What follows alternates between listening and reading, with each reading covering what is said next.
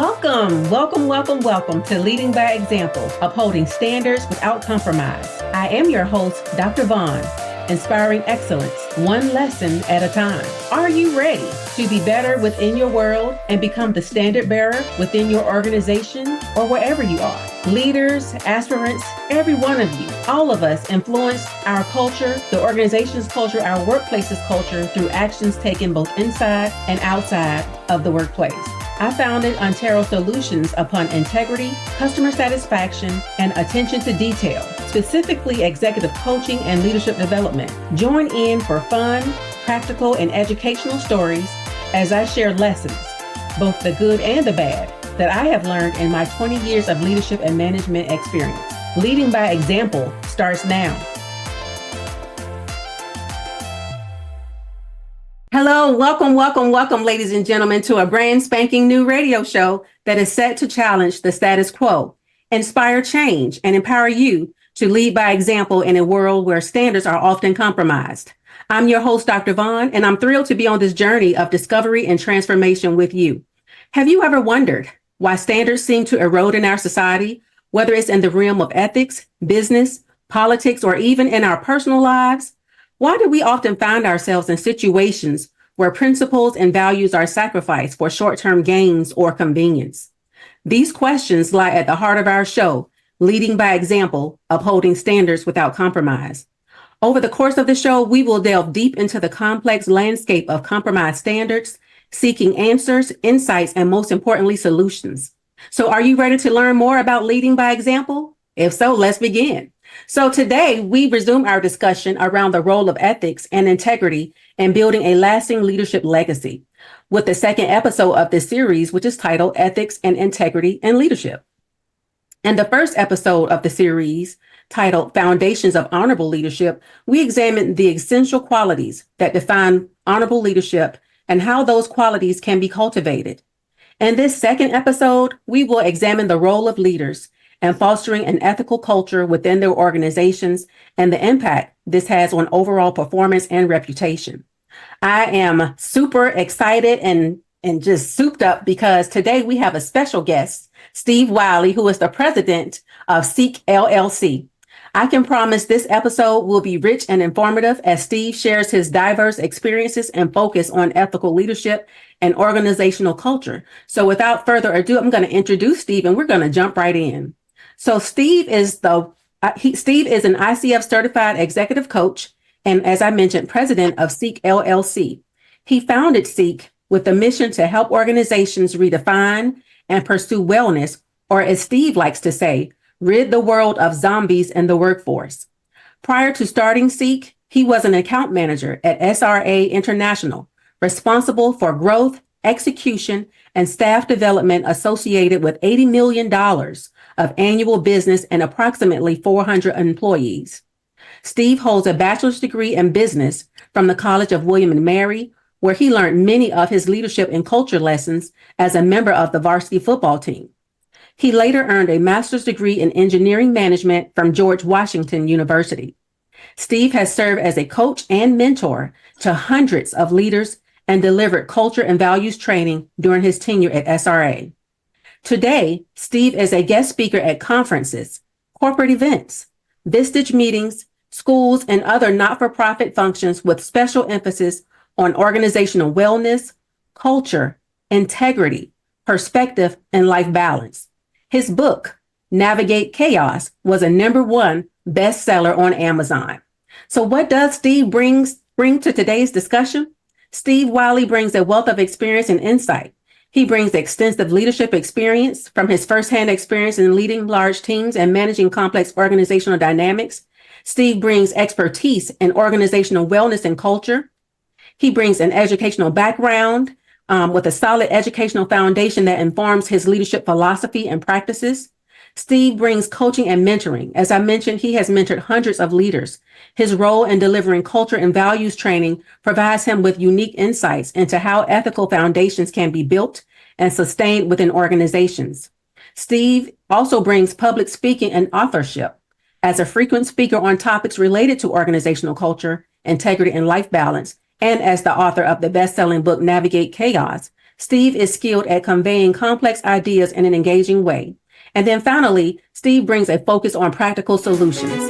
His talks often focus on practical strategies for fostering integrity and wellness in the workplace, making him an ideal guest to discuss how leaders can practically implement and uphold high ethical standards. So without further delay, let's get started. So welcome, Steve. Oh, Dr. Vaughn, it's great to be here. Thank you for having me. I'm excited to have this conversation. Yes, sir. And thank you so much for, taking the time out of your busy schedule to be here. I truly appreciate you. Ever since our first conversation, I was like, I gotta have a follow-on with him. I got to have him on the show and just learn more about Steve Wiley and how you move in the workplace. You have so much information and knowledge to share. And I look forward to this conversation, as I know the listeners will learn so much from this. My pleasure. Well, thank you for having me. Yes. So Steve, to start us off, could you share your perspective on why ethical behavior is so crucial for effective leadership? Oh, my goodness. On where do I begin? I think a lot of this is, I think of it in the near term versus the long term. There are many people who will contend, oh, I can take shortcuts. I can get by. And I think people see demonstration where that might have some immediate impact, some immediate value to them. But if any business, any individual, any organization that is in business in this world for the long term, ethical behaviors, integrity matters. And I feel like in society right now, people are starting to lose sight of that. We're making sacrifices. It's costing us. It's costing our trust. You want to build a foundation of trust in an organization, you've got to instill the values and the culture that sustain honesty and ethics and integrity as part of that culture, something that we can talk about that I often refer to as a right to play value. If you lack these things, you devalue your worth. This is not the right place for you. And I think too many organizations and individuals are making sacrifices. And we could talk about why that exists, how that occurs. But relative to individually or organizationally, individual level, it will just invade your soul. Same thing can be said for an organization. If you lack ethics, if you lack that morality, if you lack integrity, it'll come back. It'll haunt you. Mm-hmm. So in reading a portion of your book, and I like that you mentioned about, having those ethical behaviors. So in chapter 13, you talked about guardrails, and I thought that was so critical. You mentioned how you need to set guardrails in advance of, the danger space. So you gave an analogy of like a highway where guardrails are placed in a safe place before the danger zone. And you mentioned, how you apply those to your personal life, like you put some guardrails in place to make sure that, when situations present themselves, you have you're checked. You in fact checked yourself.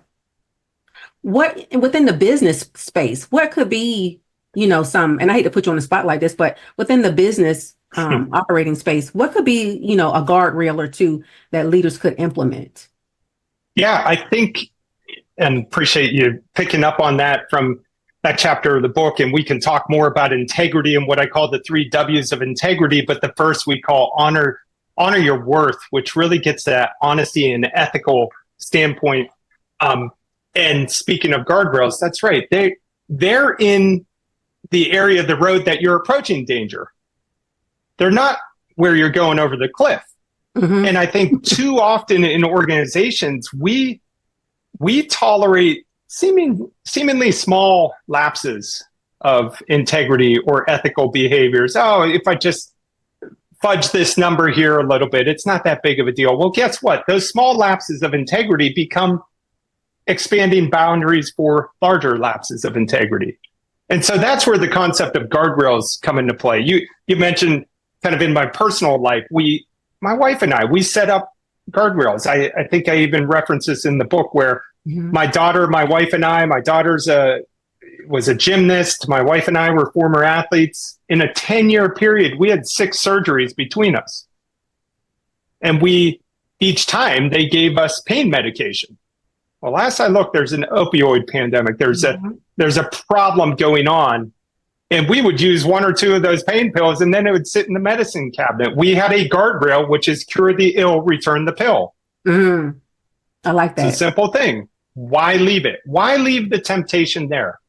And so, when it comes to a business context, a lot of this comes back to the values that you profess. If you profess honesty as a core value, or what I might call a right to play value, what are some intentional behaviors or guardrails that you can put in place that prevent the small lapses that lead to bigger lapses? I'm in the business where I come from a consulting background. Time is everything. Mm-hmm. Mm-hmm. And we would not tolerate accuracy on timekeeping is critical to everything we do. And so it was every day we're going to fill out our timesheet and it's going to be accurate. We're not going to make, I once had a partner ask me to move hours from one contract period to another contract period to offset some costs or things of that nature. Well, my personal guardrail said, with all due respect, I'm not going to move hours. It's at the heart and soul of the honesty and ethics of our business. Mm-hmm. Another simple guardrail that I make reference to in a business context, and for leaders, this is absolutely critical. So for individuals, for me personally, my guardrail was let my gut speak.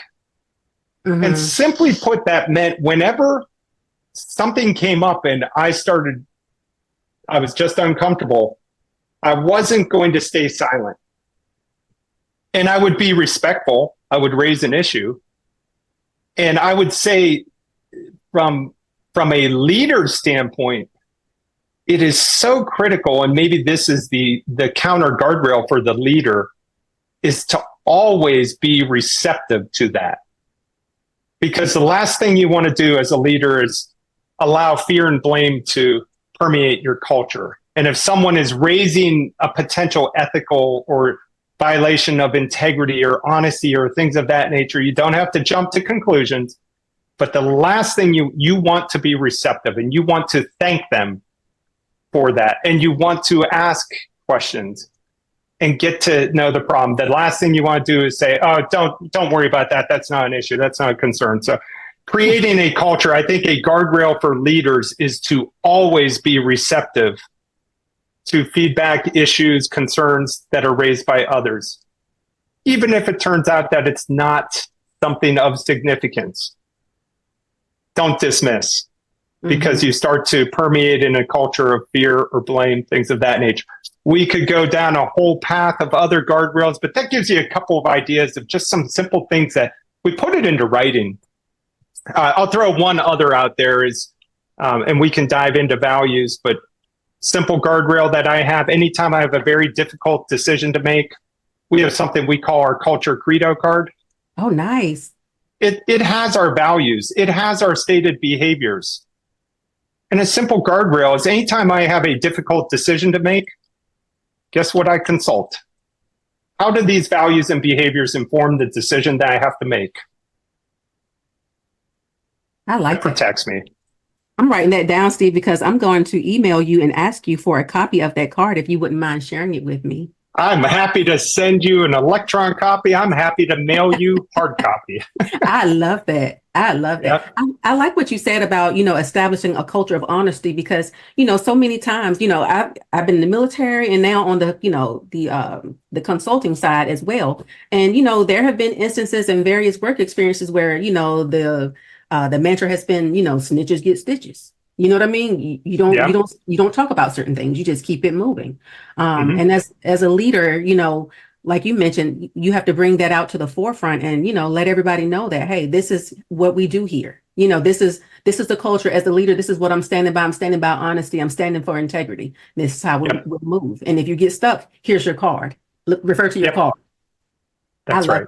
I love that. And I really love the guardrail. It stuck out so much to me because, I'm sure your children are adults now. I've read about them in the book, but I'm sure they're adults now. And as parents of adults, we learn so much from, I don't want to call it a shortcoming because everyone has to learn, but I see so many things where I could have been done better as a mother, so they navigate, life's current circumstances a bit better, Yeah. And so when you mentioned the guardrails, I'm just like, man, that's something, that, can be taught to younger, the younger generation as well, younger kids, learn that now. Yep. Yeah, I think that's important. And one, Vaughn, as a parent, we can all look back and say, oh, I wish I'd done this, or I wish I'd done that. I don't live in the space of regret. It doesn't serve us well. It's just, we're in constant growth mindset. We're learning more and more. And how can I apply that today? My children today, yes, they're 20 and 22 now. And we've talked about guardrails, like even as they are soon entering the professional workspace, we've talked about a guardrail of anything they're posting on social media. Mm-hmm. Would I want my future children to see that? Would I want my future employer to see that? Before you post, just ask yourself that question. Simple guardrail. That part. I love it. And like you mentioned, we can go down a deep rabbit hole about that, but that just rested on my heart so heavily. But that's another conversation that you and I would like to have with you off topic. Yeah. Because I might start crying. At the end of the day, it all relates to ethics and integrity. And I mean, we'll keep going. I'll let you ask more questions. There's so much I could impart here. Yes. And I have so many questions to ask you, but I'm going to stick to a few questions, and I'm just going to jump off because I do have some other questions for you. So in overcoming ethical dilemmas, can you share an example of a significant ethical dilemma you faced in your leadership role and how you navigated it? Wow, this is a great question. I shared one example, small example, where I was asked to move hours between contract years, and and my gut said no, and I let my gut speak. That was a guardrail. There was I would say, a situation with a former employer that an executive leader sent out a communication that just wasn't true. And this was, I was leading a large team, and I had people who saw firsthand something that demonstrated what is being communicated here was not true. So true to form, with my guardrail to let my gut speak, and we can talk about the reference of, are there snitches versus other things, and that's a whole nother layer that can require some coaching at times as a leader about what we call responsible complaints. I like that. I went forth with what I would call a responsible complaint to this executive, just saying that, hey, what's being communicated, what's coming from you, and this gets to the heart of values-based leadership that we are trying to instill in the world, which at the heart of that and at the heart of trust is, are you other-centered? Am I here to serve others? Even in making a responsible complaint, I would have to ask myself, am I here to help, or am I here to be an obstacle or a problem? And I truly believe in my heart, the motivation was, here's an executive that's conveying information that we know is not true. And I went and raised this issue in a responsible way. And not going to point out any names here, I was told, stick to the script. That was hard. That is hard. That was harsh. It was really hard. And this is where, I make some discrepancies, and hopefully nobody has to go through this situation where something's being done organizationally that actually just contradicts the values that they profess or the values that I profess. At the end of the day, that's what I was told. Now, I did not go out stating something that was knowingly false. And I don't know what the right response was in this situation, but what I did do was convey, I tried to respect all the parties involved. And when asked about the question, I just merely conveyed, listen, there are different stories that are going out about the circumstances of what has occurred here. I'm not getting into the details to protect the innocent here. And we just have to be respectful of people have different interpretations of this sequence of events that occurred. And I tried my best, but this was knowingly, it was misleading. And without getting into the specifics of, well, how do you handle that? Because I don't know the best way to handle that. I think I handled that reasonably well. But at the same time, in the face of that adversity, of that challenge, it so informed what I do today. Mm-hmm. Because a lot of what we do, you talked about our mission being focused on organizational wellness. We define that as a healthy, engaged, inspired workforce serving a growing or otherwise successful organization. We contend an intentional values-based culture is the glue between those two things. What I have come to find out, there's so much research on the topic of employee engagement. Mm-hmm. And there's all sorts of causes that are listed from Gallup to Harvard Business Review to everyone else. But we contend the root cause of disengagement is hypocrisy. Okay. And we define that as a state where your professed values differ from demonstrated behaviors. At the time, the company I worked for and the leader that I worked for professed honesty and ethics as a foundational value. And I perceived that we weren't living up to that standard. And in turn, I became disengaged. In turn, I became what I now refer to as a zombie in the workforce. It really had this impact on me. And so what we're trying to do with organizations and leaders is be consistent. Try to minimize the degree of perceived hypocrisy in the organization by living the values that you profess and being clear about what that looks like in terms of behaviors that are expected or desired and those that are not, that need to cease. And so at the end of the day, facing circumstances like that, and I know I haven't provided great detail on it, it was very informative. And it was very, at the end of the day, was an experience I'm grateful that I had because of how it's influenced and shaped what I do.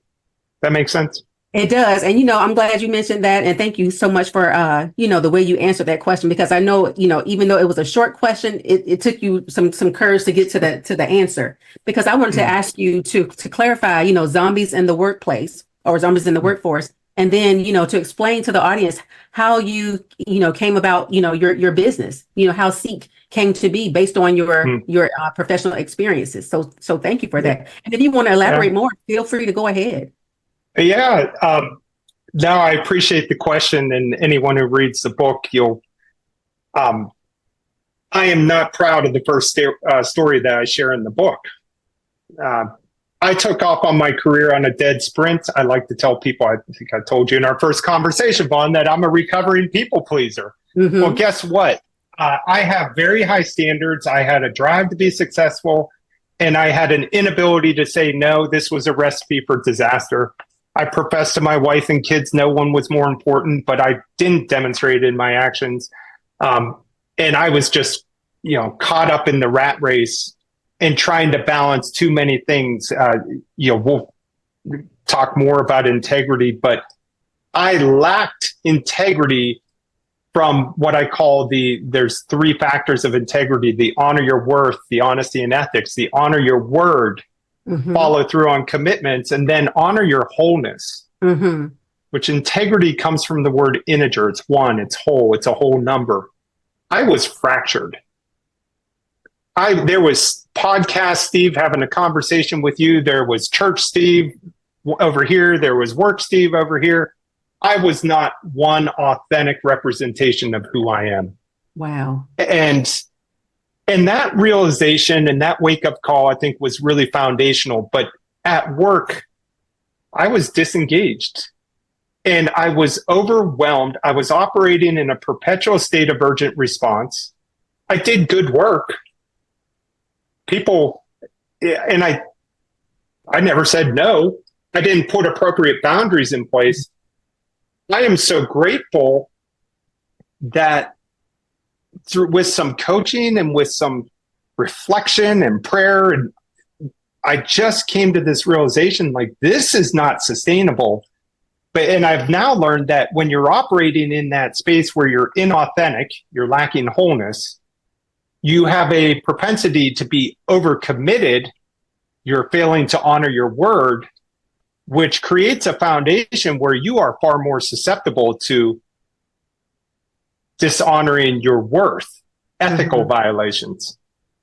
I'm grateful I didn't reach that point, but I was in a vulnerable state. And I had to restore my wholeness before I could get better at managing my commitments and my word, which has enabled me to be a person of great integrity, ethical integrity. So I talk a lot, Vaughn. I don't know if I think I answered your question. No, I'm sucking it all in because, when I was reading your book, and I was looking at the forms of integrity that we'll get into, I wrote like a little equation: passion plus opportunity plus inappropriate boundaries or guardrails equals a dishonorable path. I was like, Steve got a formula. Passion plus opportunity plus inappropriate boundaries or a lack of guardrails. Lack of guardrails equals dishonorable path. Wow. So I love, excuse me, what you just said there, taking that away, because I don't state that directly in the book, but that is something, an observation coming out, because it's fascinating the way you frame that, because, ethical boundaries, it's kind of where preparation meets opportunity. Yep. And by preparation, that goes back to what I was talking about of seemingly small lapses. Yep. We start to tolerate those become bigger lapses. You probably read in the book, I tell the story of a guy named Joe Papp. He was a cyclist, back in the day of Lance Armstrong. And Joe Papp was on the edge of being great. And he was a really good student and athlete and graduated from college and all was going well. Then he has an injury and then he gets introduced to EPO, the performance enhancing drug, and it's prescribed by a real doctor. Okay, I can justify that and explain that. Well, then he just starts to take it a little bit more and the doctor continues to prescribe. Then he starts referring friends and then the source goes away. And he learns from someone else of a source overseas. And so he starts to bring it in from overseas. And then others start asking. Bottom line, it just goes from one small step decision to another. And we keep rationalizing. It's kind of where this preparation meets opportunity, dishonorable path. He went from being a great law-abiding citizen, student, a cyclist, to a convicted drug dealer. That didn't happen overnight. It's because of all these small lapses, this preparation, this passion, plus repeated opportunities without guardrails in place. Yes. Kind of what you're talking about. Yeah. And that's so applicable. Can get this word right. To so many things, because just in reading your book, I was just thinking about, the various, newsworthy articles that we hear about, celebrities getting caught up in various things. And you just wonder, how do they get to this point? And like you mentioned in your book, nobody, goes to an interview or shows up saying, hey, what do you have for, do you have openings for somebody who, doesn't prefer ethics or who lies, because I'm your guy. Nobody does that. Yeah. Like you said, it's those small things that add up, and I know it reminds me of this it's a Bible scripture, but I don't remember the scripture reference offhand, but it's the small foxes that ruin the vine. Are you familiar with that? Yeah. So it's not like the big things. It's the small foxes that ruin the vine. There's here and there, over time, they just tear it apart, Yeah. If you just chip away at it. And so, even the analogy of what you're talking about there and what Joe Papp went through, think in terms of organizations then. What are we tolerating today? Those little indiscretions that lead to significant indiscretion. We have a saying that we define culture by the worst tolerated behavior. And for leaders, I say, don't judge it, just root it out. Have the conversation and just say, okay, we're going to put some effective controls in place. And it's non-negotiable. One of the things that I think any leader can do as well, and I'll send you our Credo card, but please do. We call it our Culture Credo card. We have a monthly retrospective. This is another guardrail, by the way. So you had asked kind of guardrails for businesses. Well, just like any you come from the military. You would have after action reviews or retrospectives and businesses often do this. This is part of agile development work. They have a retrospective. Well, we do that with culture. Once a month, we get together as a team and we pick a value and or behavior, and we simply ask ourselves, how are we doing? Where are we falling short? What can we do better? And we do this without judgment. And I know we've gotten to a good place when people start to self-report.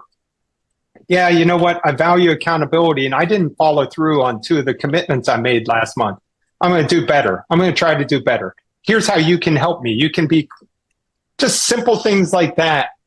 Just having the conversation, having the language on the behaviors and the guardrails can make a world of difference. Yes.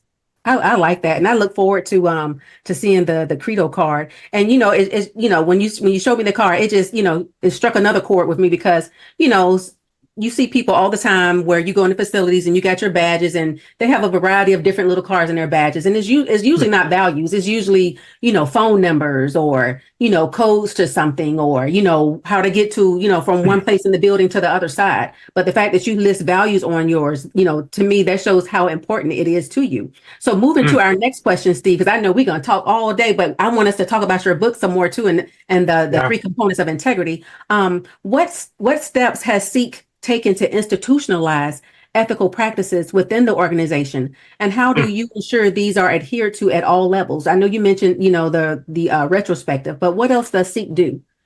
Yeah, well, the interesting thing, so foundational to all of this are values, and we differentiate between something I call right to play values and core values. The right to play values are those things that we expect of everyone.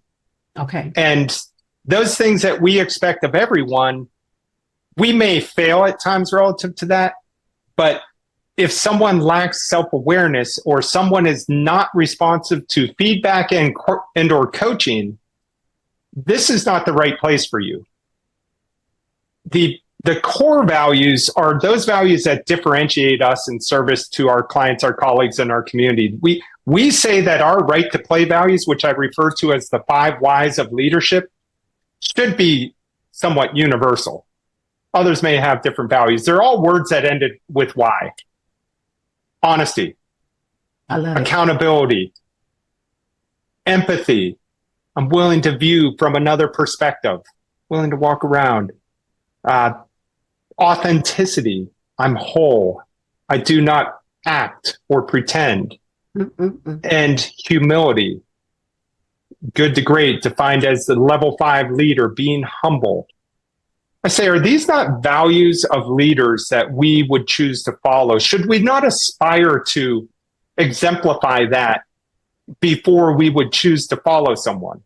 And so these foundational values, the core values can set us apart. I don't expect everyone to always demonstrate those core values. These foundational right to play values are absolutely critical. If we pervasively lack these and or are not responsive to coaching, it's not the right place. So number one, that's guardrail number one. We're very clear. And by the way, the Credo card isn't meant to simply be listing the values, because a lot of times I go into organizations and I see the values on the wall. I say, great, what does that mean? But they're also to remind us of the behavioral standards for the application of the values. So we're very clear in what our values mean. And I'll give you an example. Well, you come from the military. In the military, the answer of if you have the value of respect, I would often say if I walk into the office and see respect is one of our core values, does that mean when the boss tells me to do something, I salute and go about my job? Or does respect mean that we can have a discussion? We can have a debate. I can offer alternatives. It could mean both. A lot of times the hypocrisy we see in organizations, it's not because they don't have values, it's because they fail to have a shared understanding of the application of the values. So again, Vaughn, I could talk about this stuff for a long time, and I want to make sure I answered your question. How do we instill this at CEEK? And one, it's being clear about the standards that we have. Two, it's having these retrospectives. We also build these values into our own evaluations, self-evaluations, and the periodic evaluations that we have where the whole team is giving feedback to everyone. So it becomes ingrained in how we hire people into this organization, how we coach, train, and communicate it, and how we measure results. Mm-hmm. So lastly, I will say we've created something. Some leaders don't like this. We call it the hypocrisy index. Uh-oh. We measure the degree of perceived alignment with our professed values. We actually measure it. And if we're falling short, we have the discussions about what we need to do to improve upon that. So is that measured collectively, or is it like a 360 degree type thing where, some peers, rate, other peers? How is that measured? Who does the measuring? Both. Wow. So the 360 part is built into our everyone's individual evaluations for the year, for 6 month, mid-year, whatever it may be. The hypocrisy index assessment, that is everyone speaking to how we as an organization are modeling the behaviors and the values that we profess and where we're falling short. And so we do this, we build customized. Some leaders don't like the term hypocrisy assessment. I say that's okay, we'll call it the values alignment index.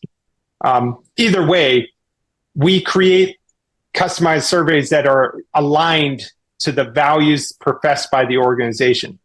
We go in suggesting the 5 whys of leadership and associated behaviors that are consistent with what we think should be the bare minimum standards of really strong leadership, other-centered, values-based leadership, that these are pretty universal that we should expect. Unfortunately, we all know we don't see that in all of our leaders today. That's right. Okay.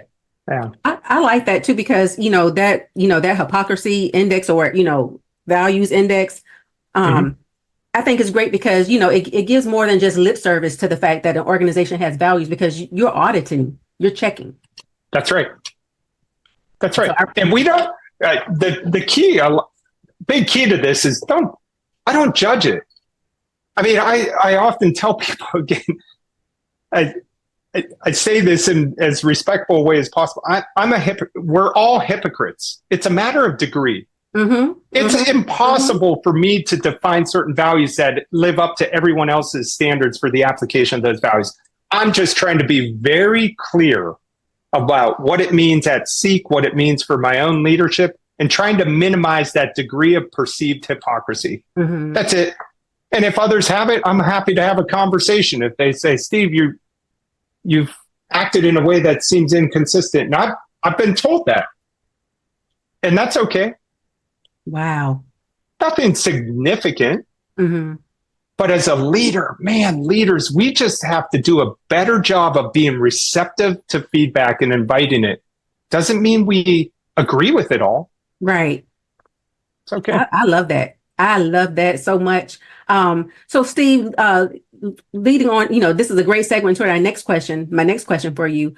Leaders often face pressures and temptations that might sway them from their ethical path. What are some common challenges you've encountered in maintaining high ethical standards within CEEK LLC? What a great question. I was referring earlier to these 3 W's. Mm-hmm. And there's an aspect of ethical behavior that I don't think gets enough attention in industry.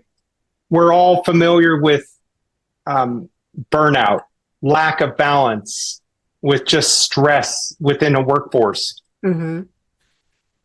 As I said earlier, I think when individuals and organizations are stressed, when there is a pervasive pushing of the capacity and they're constantly being told, do more with less, more with less. That is a huge warning sign should go off that we are now vulnerable to unethical behavior. We are now more vulnerable to shortcuts. And so this gets back to at CEEK, we are very cognizant that our workload can go up and down. And anytime I have a colleague or myself where I have a sustained period of busting my butt too much, I know I'm vulnerable, and I know I have to find that pause, that when can I rest? When can I refuel? Because when we're overcommitted, when we're burnt out, we're more susceptible. So that's one thing I want to point out.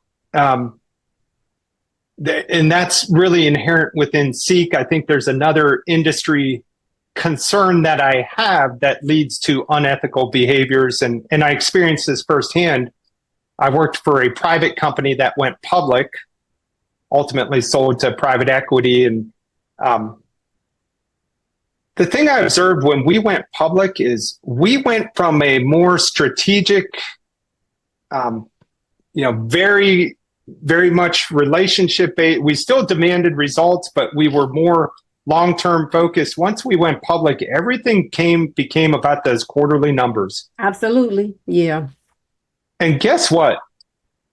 When you are under that pressure, so the pressure of being overcommitted, the pressure of near-term results at the expense of the long-term, those are all creating vulnerable situations where you're more susceptible to unethical behavior. And I think there's ways, and I've got lots of ideas about how to overcome that, how to balance that tension a little bit better. But yeah, I would tell leaders, if you have staff that are perpetually burnt out, take a time out and recognize, I think we all address this problem from a burnout standpoint. How do we empower our teams to have healthier balance and make sure that they're okay? But recognize that's good business, because it may be prevention as much as anything else. It may prevent the negative headline that can come when our boundaries expand and we start taking shortcuts. That's what happens. This happens to our kids. And you talked about that. I love the way you lay, your personal references out. But, going back, going to that a little bit further, and I know I hate that we're going to run out of time here shortly, but can you talk about, because in the forward to your book, you talk about Miss Sisson. Well, she talks about how, you came into her organization. She was working really hard as a PM, and, you essentially recommended that you pull her from that project so she could get more balance. And she talked about how that helped her in the long term, but initially she didn't like it. Can you talk about that a little bit more? Like, what made you, what prompts, someone like, Steve Wiley to go in an organization to say, hey, this needs to be fixed, and these are the remedies that I have to make sure that your employees aren't, overworked, and that they have balance to where they don't mess around and do something to violate their integrity. Yeah. Well, thank you for mentioning that. And I took probably a counterintuitive approach to the forward of my book. As you noted, I had it written by someone who really didn't like me very much. She said that too. Yeah. Now we are great friends since then. And this was a big part of my leadership journey, because the people-pleasing Steve would have never done what I did. I took over an account, and I was working on my personal leadership, and I was working on my own pursuit of healthy balance. And I saw in her this drive that I had, and I saw in her this just overwhelmed and perpetually operating in this state of urgent response. And it just broke my heart. And I was just like, this is not healthy. And at the same time, she had a client who liked her, but was not happy with ultimately the project as it was being delivered, but attributed none of that to the PM appropriately. And but I said, okay, this is not sustainable for you, Christine. This is not sustainable for your own health and well-being. And she didn't know me. And I said, I'm going to pull you from this project. I think there is a better way. I believe in you as a project manager, and I care about you as a person. And I want to see that I want to see you be successful in that regard. And I made a commitment to her that I would find her another project. Well, she was. Yeah, she talked about that, how she would go in her office and shut the door because she didn't want to see your face. She was not happy. But I think, and we did get her on another project, and it was with a very demanding client, and she knocked it out of the park. Wow. It was with a very demanding client from a client I so respected. I mean, this client once said to me, Steve, just follow the second grade rule.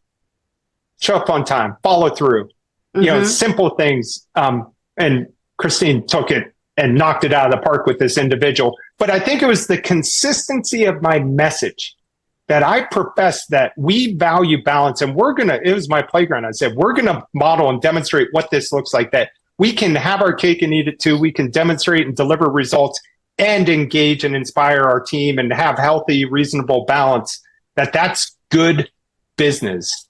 And she was just a showcase of that, because she went and she restored some balance. And you know the story. It's a beautiful story and a tragic story at the same time, because she fell in love and she got married and she had a child and all these things that would not have happened.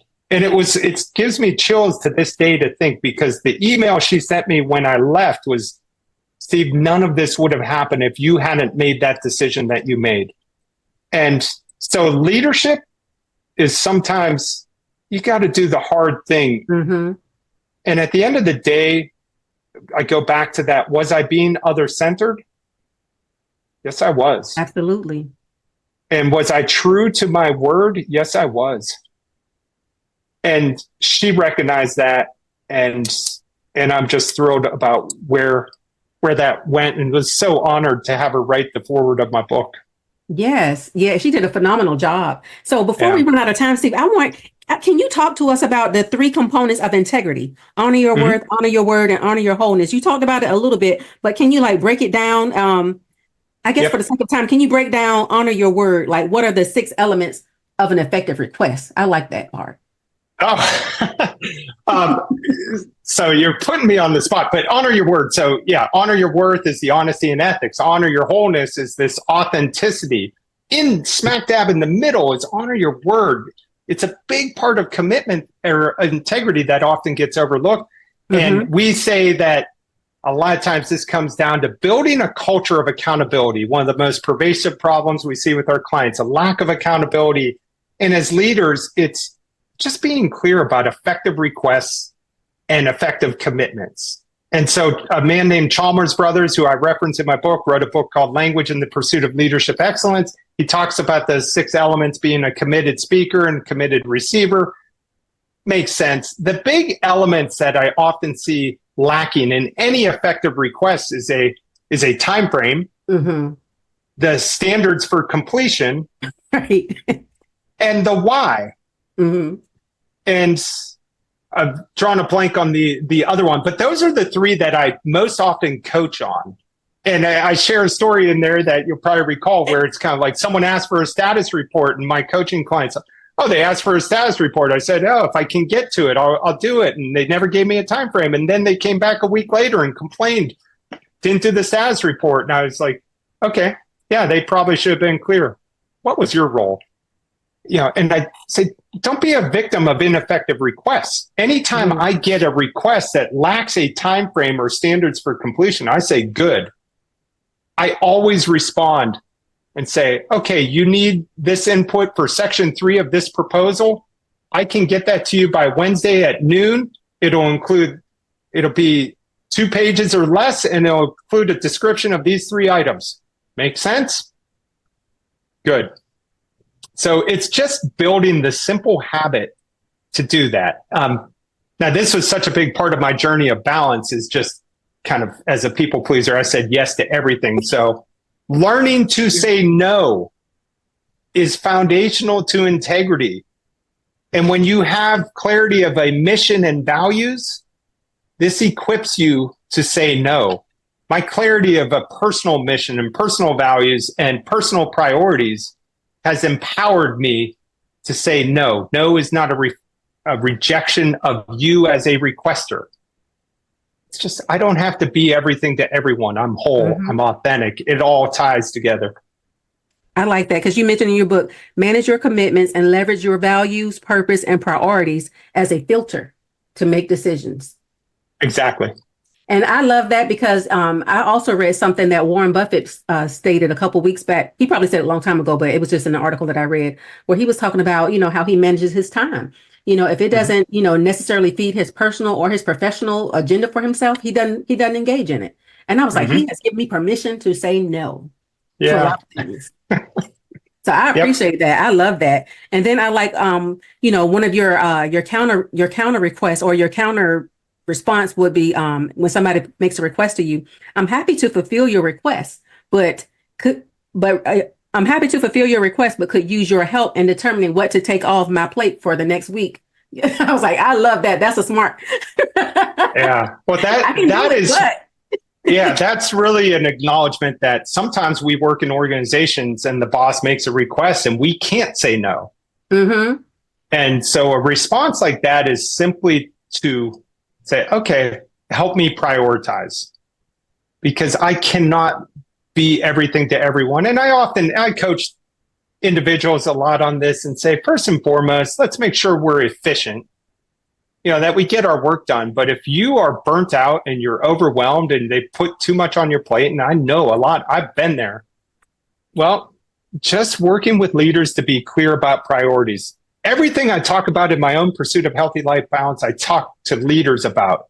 Mm-hmm. I had to be clear in my priorities in my life and build in intentional routines to reflect those priorities. Well, leaders and organizations have to be clear about their mission, their goals, and their values, and what are the priorities then, and be willing to prioritize. If everything's a priority, right, the saying goes, nothing is a priority. Mm-hmm. Mm-hmm. Yes. So ask them to help you prioritize the work they put on your plate. One more thing, Steve, I would like you to touch on before we prepare to close out. You mentioned also 3-factor authenticity, what you know, which is self-awareness, what you have, which is an acknowledgement and appreciation of what you have versus what you don't, and then who you are, how you present yourself to the world authentically.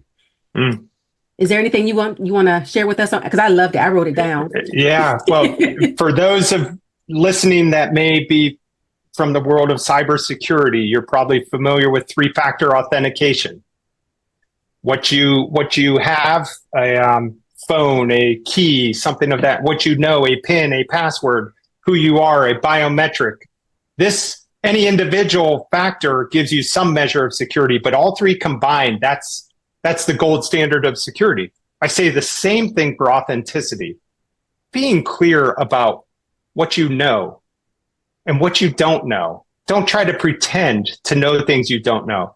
Being clear about what you have, relationships, physical items, recognizing that comparison is the enemy of contentment. Being grateful. This is where gratitude comes into play, but being cognizant and grateful for what you have, and then ultimately who you are. This gets to your soul. This gets to your values. This gets to your faith foundation, whatever it may be for you. Just being an authentic whole representation. If you are clear about what you know, what you have, who you are, and you go through life just being at peace with that, standing tall, not trying to pretend, not being defined by that which you and I produce. I'm proud of what I produce. That does not define me, nor you. Recognize the humanity of everyone. Just being at peace with those three things. So I appreciate you calling that out. I think that's just foundational. And as you were kind of giving away the end of the book, this pursuit of balance is a bit of a head fake for pursuit of peace. I love it. Living at ease. 15 years ago, this conversation would have stressed me out. And part of that just comes with age and maturity, but part of it comes from intentionality on my part. Just being at ease, being clear with who I am. I'm not out here for your affirmation or that of your listeners. I'm inspired by a mission. Well, Steve, thank you so much for sharing all the pieces with us today. I truly appreciate it. Please tell the audience real quickly, before we get turned off here, how they can find you and what you have for them for tuning into this episode. Well, anyone can email me at stevewiley@CEEKLLC.com. That's CEEK You can find me on LinkedIn. And yeah, as far as I can't remember if you had mentioned this in advance of the interview, and I apologize, but as far as something I have for others, oh gosh, Vaughn, I need to get back to you. But if there's a way we could set something, if there's a way we could set something up, and I think I wrote that down, and I'm just drawing a blank. What did I put that I promised? Because that's what I want to do. Copies of your book. Yeah. 10 copies of your book to like the first people who tag you on LinkedIn. Perfect. So yeah, anyone who shares or tags me on LinkedIn relative to this conversation, I'm happy to send you a copy of the book. Up to first 10 to do that. That'd be awesome. Wonderful. I apologize. I didn't go back and reread what I committed to. No worries. I'm lacking integrity in the moment. But I can restore that. No worries. Well, thank you, ladies and gentlemen, for tuning in with us. Thank you, Moxie, for keeping us sharp. Please tune in for the next episode that airs on Thursday, August 1st, 2024 at 1 p.m., where we'll be talking about mentorship and its impact on leadership development. This is Dr. Vaughn, hoping that you stay inspired and continue to lead with honor. Until next time, keep leading wisely and keep your legacy of honor alive. Goodbye. You have been listening to Leading by Example. I am your host, Dr. Vaughn, bringing you inspiring excellence, one lesson at a time. Tune in to Transformation Talk Radio every first and third Thursday at 10 a.m. Pacific for fun, practical, and educational stories as I share lessons, both the good and the bad, that I have learned in my 20 years of leadership and management experience. As we go through and learn these lessons, I would ask you to be thinking about those lessons that you bring that you could share for potential, hey, you may even want to be a guest on our show. So think about those lessons as we continue to explore inspiring excellence, one lesson at a time. For more information, please visit www.onterosolutions.com. That's ENTERO.